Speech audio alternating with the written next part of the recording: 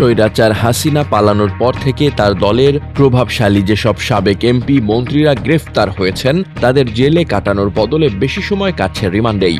আবার রিমান্ডে নেওয়া হয়েছে সাবেক মন্ত্রী দীপুমণি, জুনায়েদ আহমেদ পলক, সাবেক প্রধানমন্ত্রী হাসিনার শিল্প ও বিনিয়োগ বিষয়ক উপদেষ্টা সালমান এফ রহমানকে। তাদের সবার আবারও 5 দিনের রিমান্ড মঞ্জুর করেছেন আদালত।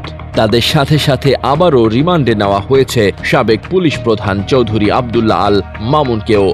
যাত্রাবাড়ী থানায় দায়েরকৃত হত্যা মামলায় তাদের রিমান্ড মঞ্জুর করা হয়। মঙ্গলবার ঢাকার চিফ মেট্রোপলিটন ম্যাজিস্ট্রেটের একটি আদালত এ আদেশ দেন।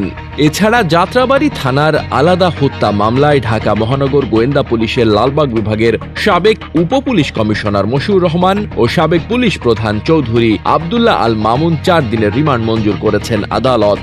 স্বৈরাচার হাসিনা দেশ ছেড়ে পালাতে পারলেও তার দলের প্রভাবশালী অনেক সাবেক এমপি মন্ত্রীরা আটক হয়েছেন পালাতে গিয়ে।